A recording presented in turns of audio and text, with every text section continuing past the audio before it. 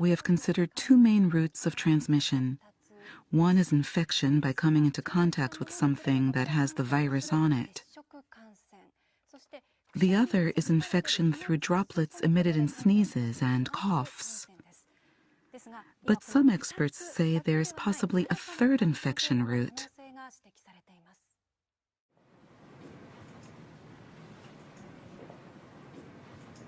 Experts are now looking at this new infection mechanism as the key to preventing the further spread of the virus.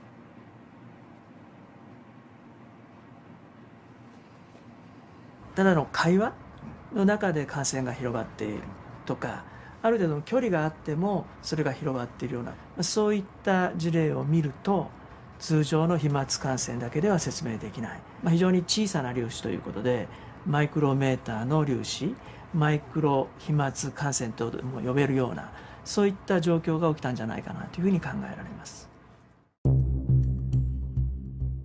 So how does this take place? NHK is conducting an experiment with a group of researchers.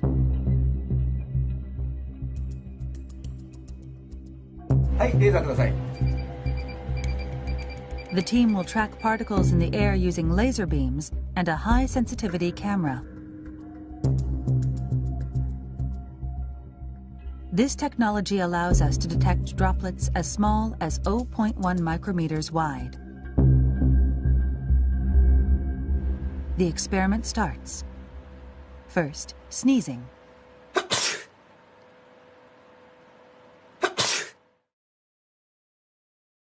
We can see a large droplet about 1 millimeter in diameter. It quickly falls.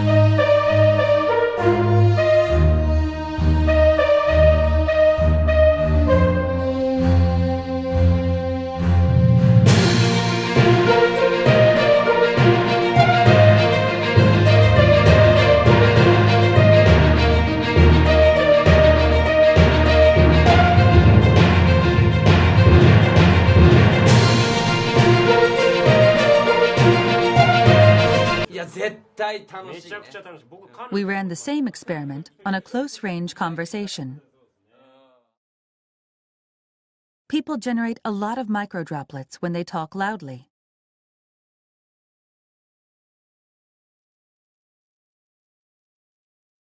The droplets between these two stay where they are. They don't drift away.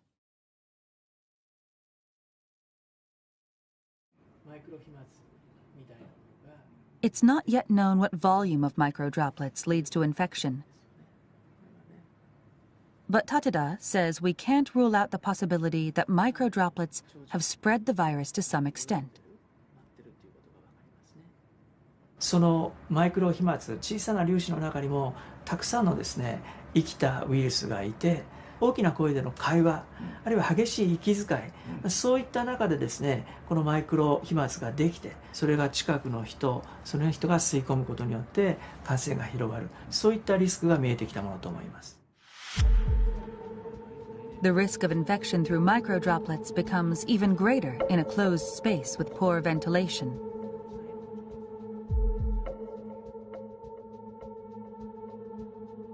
This lab is simulating the movement of microdroplets in an airtight room.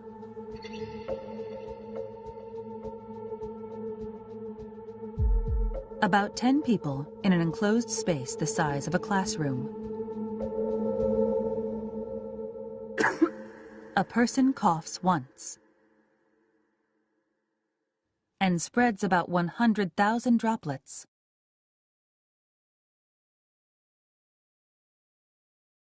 Large droplets are shown in blue and green. Most of these fall to the ground within 1 minute.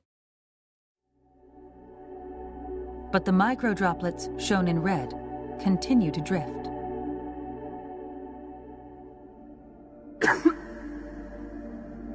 This simulation uses only microdroplets.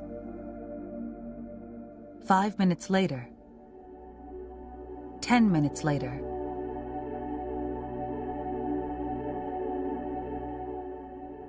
"20 minutes later. The microdroplets are still floating in place. 空気がよどんでいると、つまり空気の流れがないということで、マイクロ飛沫そのものは、落ちたり、違う場所に動くことができませんので、長時間その場所にとどまるっていうことになります。But there is a way to prevent this stagnation of microdroplets. Opening windows and increasing air circulation is believed to be effective.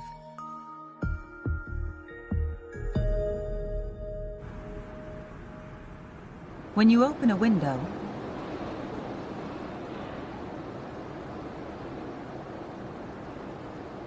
microdroplets are quickly swept away.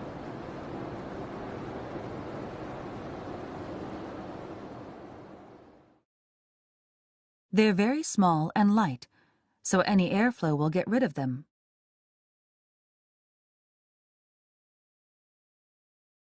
できればですね、2箇所開けて風の流れを作ってあげるということが大事。それが1時間に1回でもいいから、そういうようなことをやることによって感染のリスクっていうのはかなり下げることができるようになるんじゃないかなというふうに思います。